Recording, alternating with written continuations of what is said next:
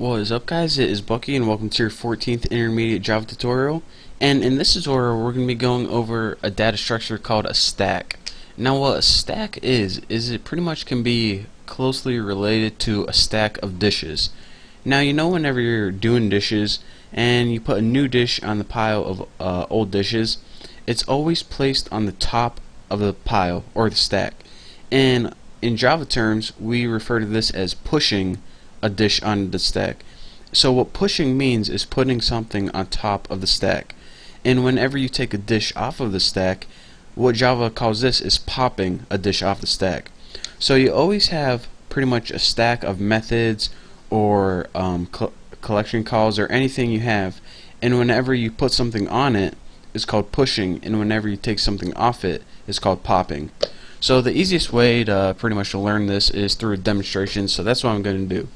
In order to create a stack, just go ahead and we import this in Java util, but just go ahead and press stack, and then go ahead and we're going to make our data a string because it's the easiest, and you can name it anything you want. I'm going to name mine stack, how creative, and then go ahead and put new stack, and then go ahead and put string in here.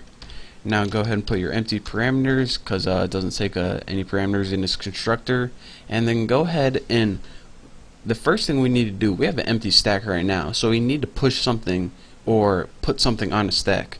So go ahead and put stack, and then we can call methods right from here.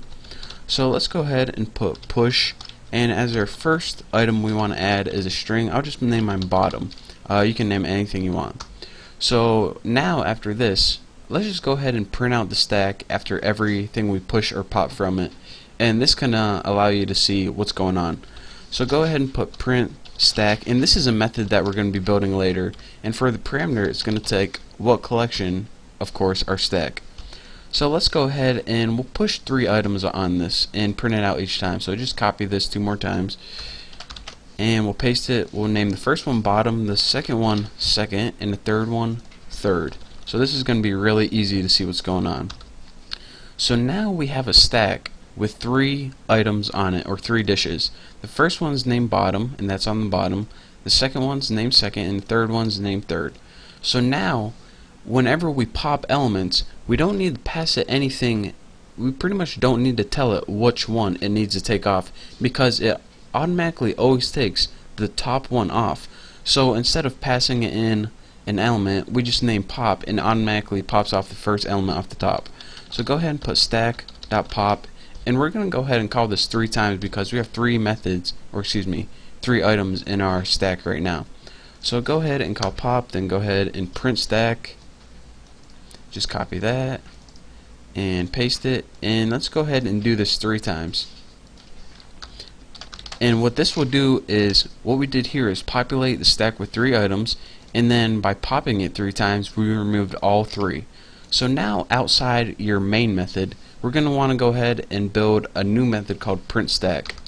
So let's go ahead and we'll make it private because we're only using it in this class. Private static void, not return anything, print stack, and as your parameter, of course, you have to pass it in a stack that is string data, and we'll just name it S for simplicity. And let's go ahead and write a simple if statement. That's the only thing we need to put in here. First we need to check if the stack is empty. So if s dot and is empty is built-in method that returns either true or false. It of course returns true if it's empty, and if it's not, it returns false. So that's why we are able to use that. So first of all, check if the stack is empty. If it is, system out print line, and we'll just write like you have nothing in your stack. And now we can go else. So this else code is going to run as long as there's anything in our stack. So let's go ahead and put system out print format would probably be the best print for this. And for the format, go ahead and put %s, and this is going to be the stack. And just go ahead and put top and then a new line. So whenever we see top, we know that this is the top of the stack. And for your arguments, just pass it s. So you can actually pass an entire stack as a single string variable. So that's a cool thing in this. So let's go ahead and run this and see what it looks like.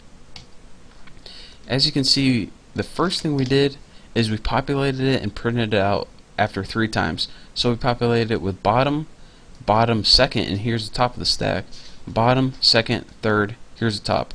And then we popped it 3 times. We popped third off, we popped second off, and then whenever we popped bottom off, our stack was empty. So that's why we got the code, you have nothing in your stack.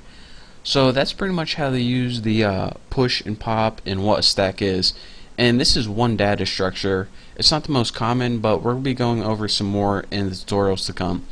So thank you guys for watching. Don't forget to subscribe, and I'm out of time for this tutorial, but I will see you next time.